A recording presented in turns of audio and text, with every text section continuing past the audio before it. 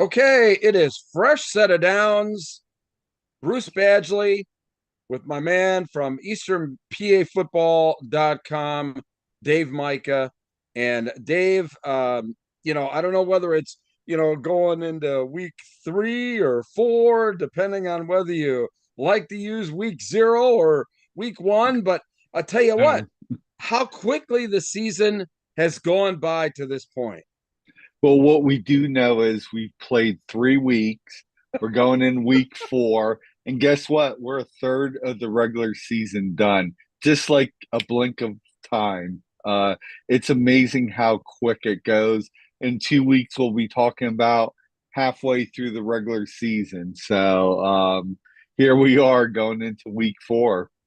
Yeah, absolutely. I mean, and some of the things that we've got down the pike, obviously, this week we start our, rankings or power rankings. Yeah. Uh, in future weeks, we'll be bringing in the actual district power rankings so we can see how the Yeah. playoff picture in each particular district is flowing. And I'll tell you what, I mean, it only just is starting to crescendo with all of the just the playoff implications already. I mean, just crazy. Yeah, absolutely. And we're seeing some big games early and each week there's always big games. And when it gets around that middle of the season, you start seeing the cream of the crop rise to the top and you start seeing a little of the picture of what it could be for the playoffs. Yeah, absolutely. Well, listen, we're going to go ahead and just dive right in here. And we want to thank everybody for joining us here. Fresh Set of Downs podcast. Bruce Badgley along with Dave Mika. And we're just diving right in to our week 2 recap and just some pretty incredible games, already. And the first one there was that Strathaven, Ridley game. Strathaven really showing off the running game in this one, Dave. What do you think? Yeah, they really did. That's a team that they're built on their running attack and they really controlled the outcome of that game. And they convincing 28-7 win over Ridley. Yeah, I think they had a little bit over 300 yards rushing in that game. Pretty incredible. And I think people weren't surprised that Imhotep won this game, but boy, Chester really opened up some eyes in this one, didn't they, Dave? Yeah, and this is a game we covered. Joe Santaquito covered it. Halftime, Chester was up 18-7, but give Emotep a lot of credit. They came back and won that game 28-24.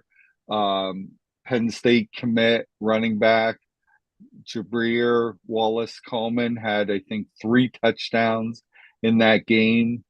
Actually, I think it was 4. And he had the winning run in the fourth quarter, nice 66-yard touchdown run with like 4 minutes to go in that game to seal the game. But what a great game, great comeback by MLTEP in the second half. I mean, they outscored Chester, I think it was 21-6 in the second half. Yeah, a lot of connecting of dots on this one between District 12 and District 1. I'll tell you what. Yeah. Pretty crazy. Um, the game that you were at was a really fantastic game there as Nazareth comes out on top of Wilson here from District 3, 35-31. Talk about that shootout.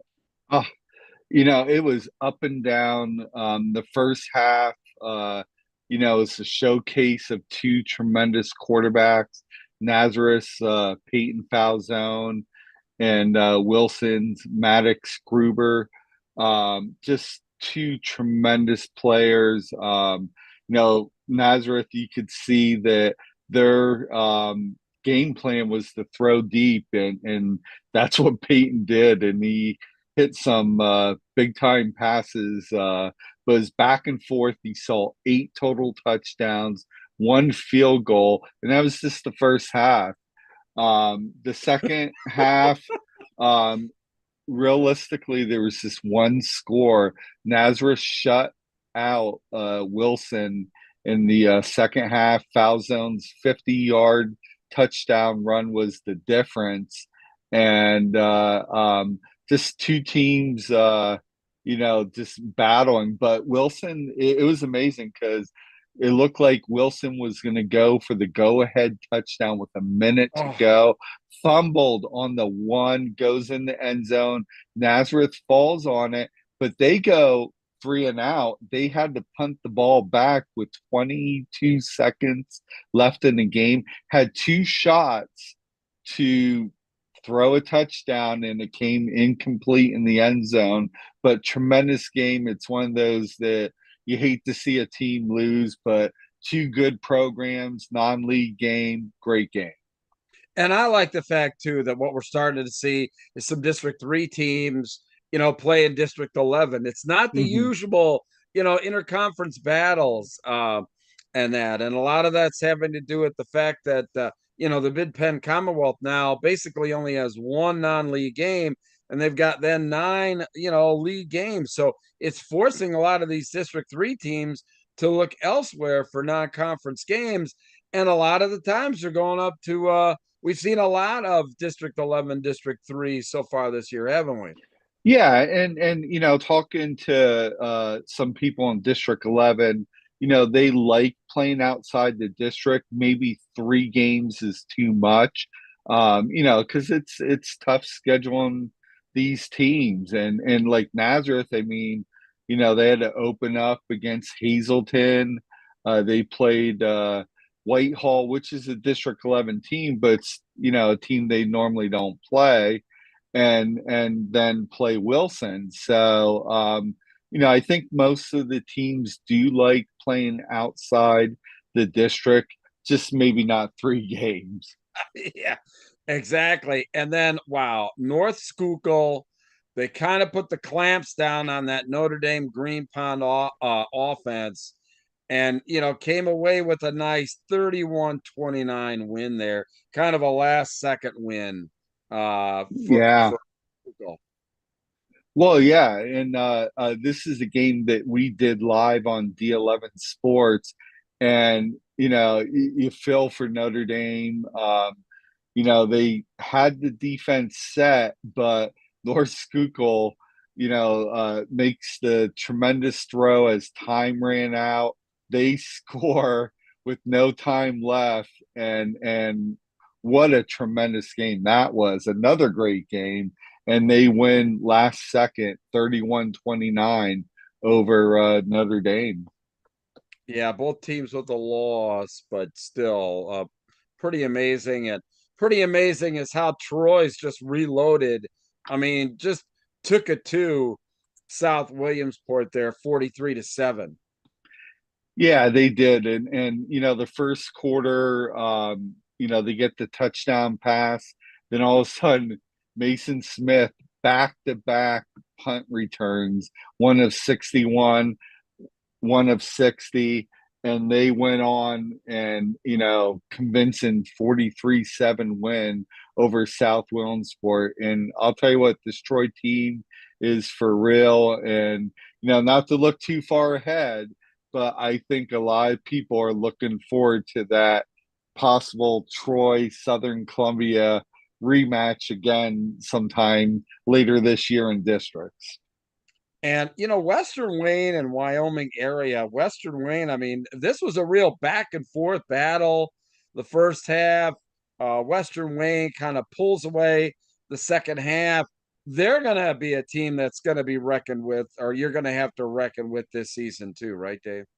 Yeah, I agree. They're a very good program, and this is a team that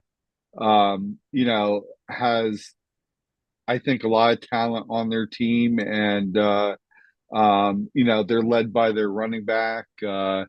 Lidge Killam, a guy that again goes over 150 yards rushing. Their quarterback, um, or I'm sorry, Josh Vinton from Western Wayne, a guy that rushed for 184 yards. Lidge was the running back for Wyoming area, but Vinton is the guy that's going to carry that team. Yeah, absolutely. And a big one out of the Mid-Penn Commonwealth. CD East comes back to beat Cedar Cliff 28-27. The difference in this game, a missed extra point with a minute 25 I to know. go in the game. I mean, a real barn burner. And CD East, wow, they are really looking powerful in the Mid-Penn Commonwealth.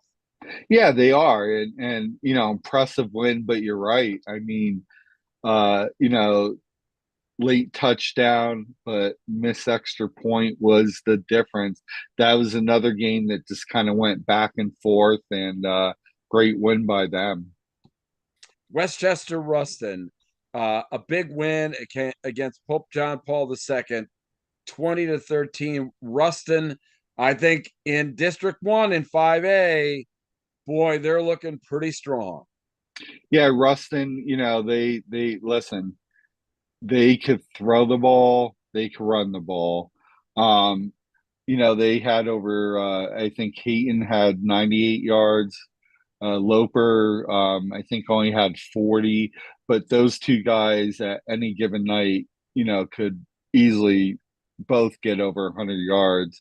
And their quarterback did a tremendous job in that game. And, you know, this Ruston team is a team you got to keep an eye on. They do they like to run the football, They and do. they do it very well, and it's almost like they're saying you try and stop us. I mean, it's pretty amazing. And just briefly on there, Penn State survives Bowling Yeah. Green. I mean, really the first time in recent memory that the Penn State defense looked human. hmm Yeah, I mean, you know, going into the season, you would say that their defense was their strength. You know, the game was a little closer than I would like, but you know, Penn State, listen, win the week, get better, you know, because you got some tough opponents coming down the line.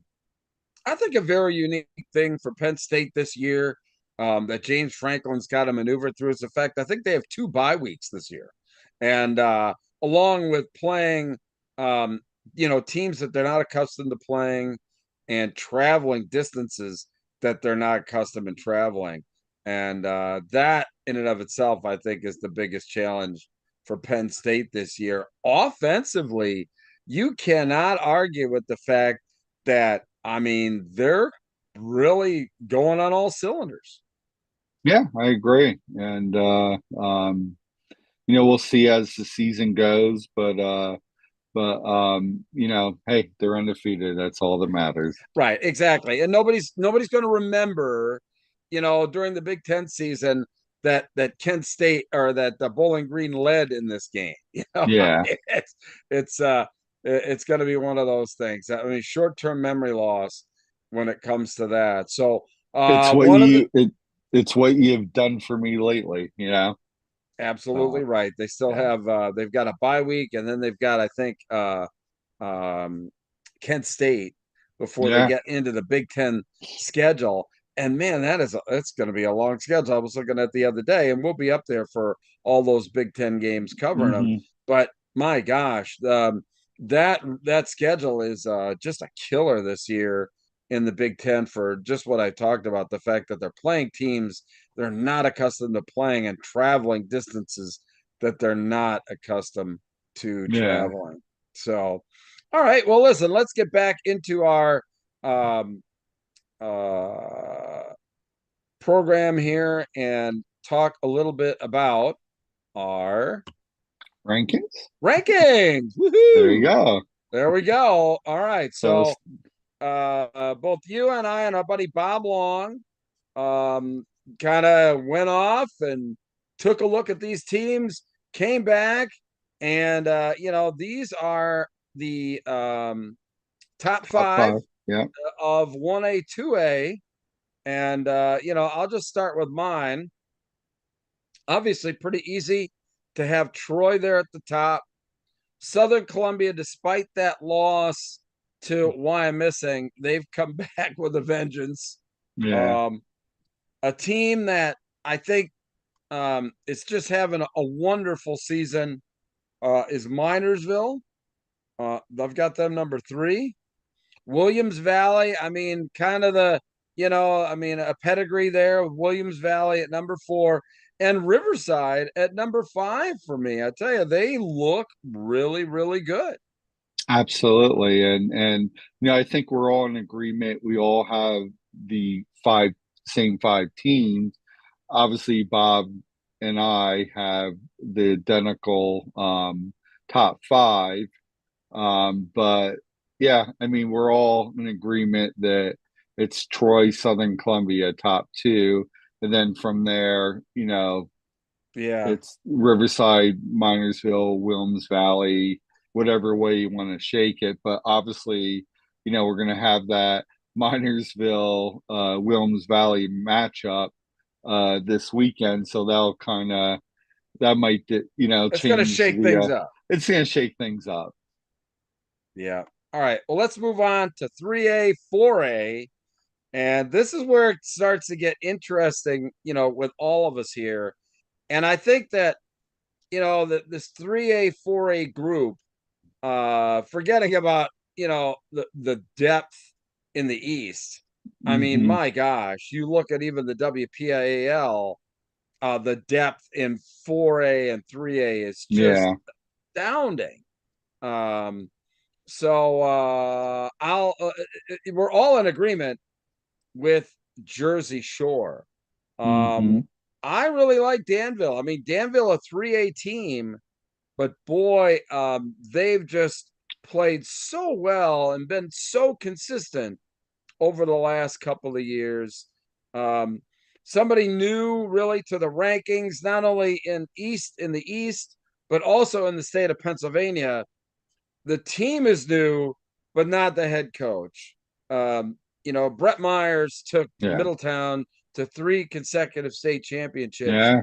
and he's got his imprint on this Twin Valley program. And the single biggest question, or the single most opted up question for me every single week is, where's Twin Valley? Where are they from?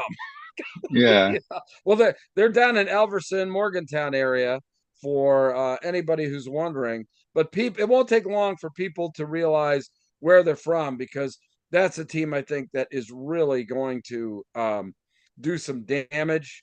Hmm. Wyomissing has a loss to an Interact team, Yeah. um, but my gosh, they just reloaded. And I was fortunate enough, quite honestly, to be standing next to Coach Myers at the YO Southern Columbia game. And, we're all just in awe of, the talent level and the size that Wyomissing has. And this is a team that was through the success formula, they had to play up into Yeah. 4A this year. They've been, in 3A for a while. They're playing up, and then I'm surprised that you didn't have Northwest Lehigh, you know, in They're this right. mix. They're in my top 10. They're just a little bit I have them actually seventh. And in my top 10, I have um while eighth. But listen, I think we're all in agreement, Jersey Shore. Bob and I have Bonner. I really like Danville. I think I do too. Danville is just overall defense, offense, special teams, they have it all. Even, Pope John Paul, a slight loss, they're still a very good program. In Twin Valley, we're all in agreement that they're a top five team, and our boy Andy Hurst is gonna actually be covering them this week. Yeah, that's it's gonna be pretty interesting. I can't wait to see how it all shakes out between 3A and 4A in the state this year. I think it is just 3A's, maybe not the usual suspects, and 4A is just going to be everybody's just going to be beating up on one another. I mean, it's going to be Yeah, crazy. I mean, we're not even we're forgetting about the Whitfield teams like Thomas Jefferson and Bell Vernon, who won consecutive 3A championships, who's now playing in 4A, and Eloquippa. I mean, crazy stuff yeah, there. So I digress, but let's move on to 5A and 6A. And I think this is where there's a lot of different ways. yeah, Or let's just say I took a little different approach in the 5A, 6A power rankings than maybe you and Bob did. yeah. I so why don't you start first on your ratings? Yeah, I mean, I obviously we all have St. Joe's Prep number one, and I have MOTEP number two, followed by LaSalle, Roman Catholic. I mean, and then CB South. I do have Nazareth six in my top 10, so they're right there. But you take those four Catholic schools and I mean, therefore, Roman Catholic is a team that's 5A with MLTAP moving up to 6A. That opens the door for Roman Catholic, which I think a lot of people think has a chance to, we might see them later in the year. But again, the top three, only one team can come out of that district. And maybe that's why, I see some other rankings out there and maybe that's why some people have CB South maybe ahead of like MLTEP and LaSalle because they're probably thinking St. Joe's Prep's going to win that district, and that could be their thinking on that. And that was exactly my thinking. My thinking and how I put together my 5, 6A rankings. Yeah, First off, I don't have any 5A teams in there because the 6A depth is yeah, is pretty tremendous. Um, but I did it by who I thought were going to be the district champions in the East in 6A and with a wild card. And so obviously I'm thinking obviously St. Joe Prep being will be coming out of like District 12, CB South out of District 1, yep, LaSalle maybe the runner up in District 12. I'm thinking right now, Manheim Township, I mean, has just played everybody. I mean, they've got wins over Cumberland Valley and Central York and Plymouth Whitemarsh. Or I take that back. Who did they have their third win? I can't remember, but Manheim. so Uh, pardon me. I'll look. Manheim Township, three huge wins in the non-league, and that's kind of like my favorite for the District 3 champion. And then out of District 11, I'm kind of rolling the dice on Nazareth as being, the 6A champion. I don't think that that's too far of a leap, but that's how I went about it: is who was going to win the districts, and then it's like, all right, of those teams that are going to win the districts, how would I rank them? And that's how I went about mine. Yeah, and we'll talk a little bit about District 11 because Nazareth has another big game against a team that I think a lot of people feel on paper might be the best team in 6A in District 11. That's Freedom, but we could talk about that later. But going back to Manheim Township, so they won against Cumberland Valley, Central York, and York High. Yeah, York High. That was it. Um, so yeah, I mean Manhattan Township, and that's just a reload. I mean, they lost a lot last year, but gosh, Coach Mark Evans, I mean, just a ton of talent, ton of talent. So let's move on here in our program and let's talk a little bit about some of the big games here in week 3. It's technically the fourth game, but if you're going by week 0, I guess this is week 3, right? I'm saying week four. Okay, all right. I'm so done with the week zero thing. Listen, we played 3 games, 3 weeks. This is week four. Yeah, I'll tell you what. It will be a war. And we'll start with a Radnor and a Strathaven. Um, Yeah, Radnor and you just got have some info on that. yeah, I mean, Radnor just got by William Tennant, and Strathaven, they really haven't been tested. I think that this is a litmus test kind of for both teams here. I agree. And but in the end, I think Strathaven just has too much on both sides for this game. Yeah, it's going to be we're really starting to get into the to the meat of the schedule here. Um, and another non-league game for Manheim Township. They're at Plymouth Whitemarsh. Hmm. Um, and that's going to be very interesting. Plymouth Whitemarsh actually lost to Wilson, Yeah, who is 21-7. who Manheim Township is going to battle for the Lancaster Lebanon League Championship there. So that's going to be a very interesting kind of connect the dots kind of game there. What do you think, Dave? Yeah, I mean, I like Manheim Township in this game. I think they could win big in this one. And you're right. For them, it's eventually Wilson is the team that, I think they have on their radar. Yeah, clearly. Um, Freedom at Nazareth. I Oof. mean, it that is really going to be something. Quite honestly, it's a shame that they're playing so early in the season. Yeah, and listen, whether you win or lose this game, it's regular season. Where you need to win this game is in districts. This is going to be a great game. Nazareth, they're a little banged up. Again, going into the season, they graduated their whole line on both sides of the ball. But when you have a athletic quarterback like Peyton Falzone, he makes up for a lot of that.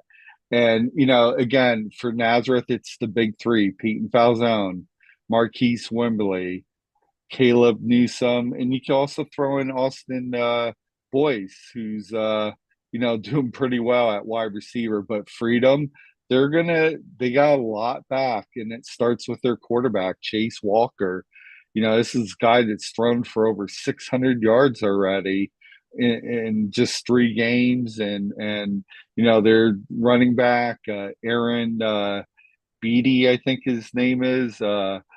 He's over 400 yards rushing, and they have 3 receivers that have all caught 9 passes or more, and all of them are over 100 yards receiving. So he has a lot of weapons to move that ball around. But in this game, you almost have to give Freedom the edge in this game. But again, when you have a guy like Peyton Falzone that could be even throwing, running, he's going to keep Nazareth in the game. Yeah, absolutely. And we'd be remiss if we didn't focus on Southern Columbia at Mount Carmel, two just enormously proud programs that are going at it once again. Mount Carmel's loss is to, I think, North Schuylkill. And Southern Columbia's lost to Weil. So there's no, uh, fault with that. So, I mean, these two really trying to keep the momentum going this week as we go into league play. Yeah, this is interesting. Is got an email from the stat guy from Mount Carmel. And this is the 35th meeting between these two teams. Okay. Wow. Southern holds a 24-10 advantage, but the last 4 contests, they split. So where Mount Carmel has won in the regular season, Southern got them in the playoffs. But now Mount Carmel's triple A and Southern's double A. So, you get one shot here. But this is going to be interesting because Mount Carmel, I was talking to my reporter who's going to cover the game. Mount Carmel has given up 37 points, 16 points. They edged out Mifflinburg 35-34. His concern is they're giving up a lot of points to some of those teams. When you get Southern Columbia, they're obviously going to run, but hey, they have a quarterback, um, Aiden Hockenbrock, who's thrown for over almost 500 yards, 9 touchdowns. So they're airing it out a little more than usual. And it's going to come down to, can Mount Carmel slow down Southern? Because I think their defense has given up a lot more points than what we thought going into the season. Yeah, absolutely. And then we touched on it a little bit earlier. Um, a game that's kind of gonna that could shape, how Minersville and Williams Valley move forward, and we're playing it already. But boy, I tell you what, it's gonna be a rocking time, in the old town tonight. And I think Minersville's only given up 19 points on the season so far. So their defense, I think they have two Mhm. shutouts and gave up 19 points. So the defense there, let's see if they can hold up against Williams Valley. What do you think? Yeah, and listen, they have, and I'm talking about Minersville. They have three receivers that are over 100 yards. Uh, I think it's Peyton LaPointe is 8 catches, 174 yards, their top receiver. But when you talk about their quarterback, Dante Carr, here's a kid that's one of the top quarterbacks, not only in Eastern PA, but he's one of the top quarterbacks in the state. He's thrown for almost 500 yards, 8 touchdowns, rushed for almost 400 yards, 7 touchdowns. So here's another guy that could beat you by his arm and leg. And, if I'm Williams Valley, you know, I, boy, you almost have to pick your poison. You try to stop the run, you try to stop the pass. I think this game could be a shootout, and Williams Valley is going to be led by their quarterback Brady Shumper, who's thrown for over 450 yards so far this season. He has 2 rushing touchdowns, so it's going to be an interesting matchup. And CB South, who's really relied on their defense this year, I think they've only given up 13 points in 3 games. At CB East, their loss is to Ridley. I think you got to throw everything all out in this kind of rivalry game, and I wouldn't put it past CB East to maybe pull the upset here. Yeah, I mean, you're right. When you play these games, you really should just throw the record out. CB South 3-0. You're right. They had a week 1 shutout against Wood. Since then, has only given up 13 points. You look at CB East; they bounced back from a week 1 loss to Ridley, 20-7, and beat Cheltenham and Council Rock North. But I kind of like CV South in this one. I think it could be a close one, like 28-21, something like that. It's really good when the Chamonix and North Penn are relevant. And certainly this year, both teams are facing off. And I think that this could be just a real knockdown drag out, Dave. What do you think? Yeah, I mean North Penn 3-0. They beat Downington East, Council Rock South, Quakertown. And then you have the Chamonix, who's 3-0, won in overtime against the Mayasau District 11, and then they beat Council Rock North and Cheltenham. So again, this is a great matchup. I'm picking the home team in this one. I like North Penn. And out of District 3, for a Susquehanna Township, a league game, a colonial League game against a 3A West Perry. And Susquehanna Township, I broadcast their game last week. They pretty much took it to Boiling Springs like 61 to 10. Um, a Susquehanna Township with Lex Cyrus.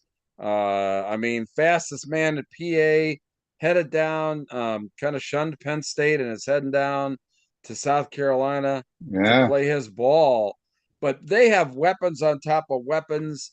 And the guy running the show there, junior quarterback Torrin Evans, I mean, the guy just knows where to put the football. He distributes the ball better than maybe any quarterback I've seen in a couple of years.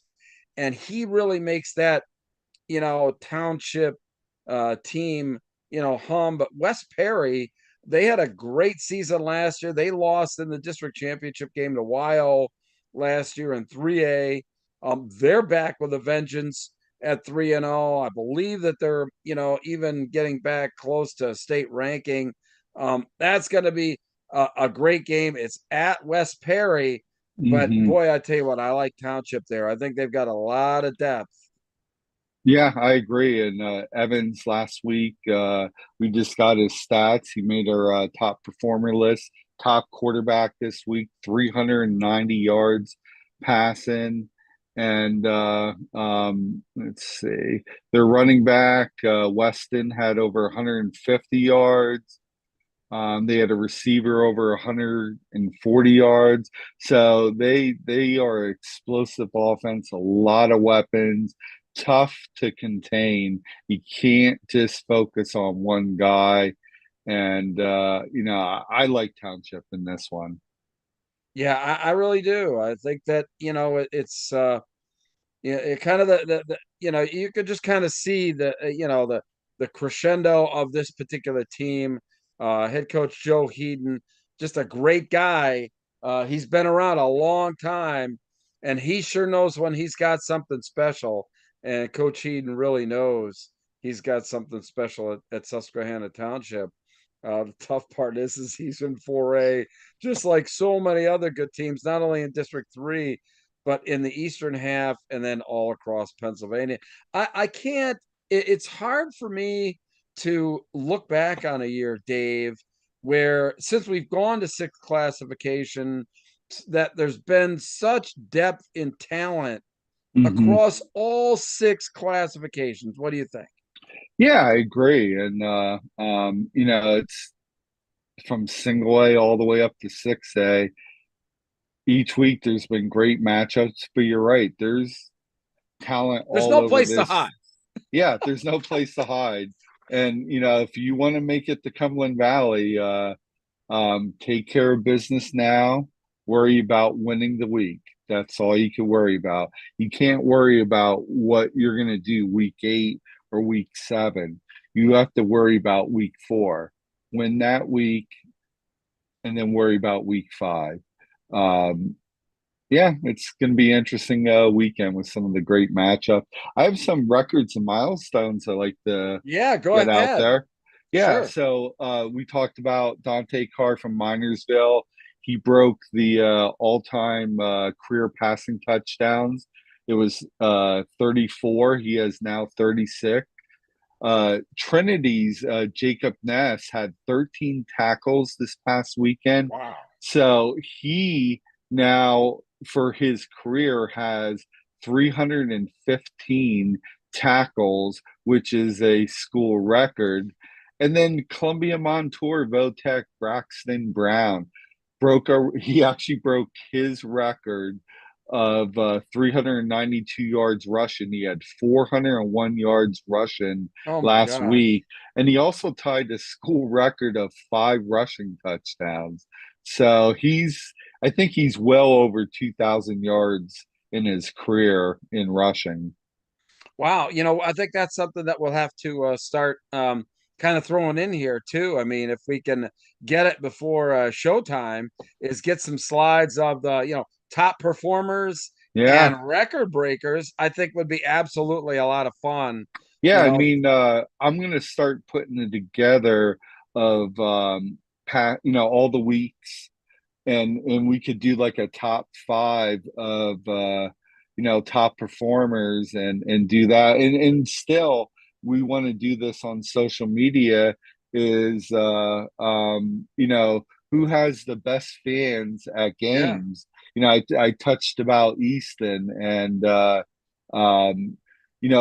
of our D11 interns, who's well, our Penn State, Joey Draper, he has it in saved up top, the Easton one, and you have to go see it, and you'll see what I mean.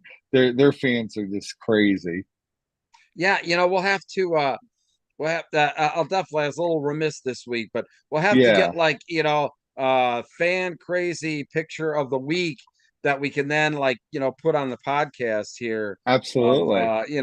would be great. Every single week we'll definitely start making sure that we get that so that when we get some fan pictures submitted, we can get them on the podcast there too. So, man, I mean, Absolutely. we just keep adding and adding to the podcast here. I tell you, that's great, but That's good though. that's what it's all about. It's all Yeah. about, promoting the players and promoting the teams. And, kind of, we're on this voyage, this trek to Cumberland Valley. We're on the road to Cumberland Valley. And right now we're in the eastern half of the state, and we're getting guided all the way through, the old through the mountains of the Anthracite League and down to the to the southern part there by District 12 and back all the way to District 3 here. I mean, it's Yeah. kind of a crazy ride, but eventually we'll get there. Yeah, absolutely. And before you know it, we'll be on the sidelines, Cumberland Valley, covering two games a day for 3 days. And it's a lot, but we try to put as much great information out there, and I think we have a great crew when we go out there. We'll have great pictures. Joe does this thing with his articles, and we do our things on the sidelines. Yeah, absolutely. Absolutely. All right, Dave, listen, another great show. Thanks for everything that you do with easternpafootball.com. I can't tell you as I travel around all the great comments that I get from fans and media about, what easternpafootball.com provides for free, with schedules and history and, everything else. And, we're almost going to have to take one show and take a segment and show people exactly what they can find on Oh yeah. easternpafootball.com, with schedules and everything like that. Maybe a lot of people aren't aware of that, but it would be good to do. Yeah, and our listen, Chris, who does our graphics, does those helmets. I don't know if you saw, he's been tweeting. He has a new design of the helmet. It's really Wow. cool. Check it out. So we're gonna redesign all these helmets, and I don't think this guy ever sleeps. I mean, literally, he has 50% or more of helmets of every state in the Wow. country. In some states like ours, obviously we have every helmet. And listen, go on our site. If you see we don't have your current helmet, get us pictures and Chris will update them. We try to tweet out about that. But every week he's updating like 8 or 10 helmets, each weekend. But we want to get your helmet out there. Wow. Great. Well, another great show. We will be back next Tuesday at 7:30 here for a fresh set of downs. The best name in football podcasts, I think, in the country. So for There you Dave go. Mika, I'm Bruce Badgley. Listen, thanks for joining us, and we will see you next Tuesday.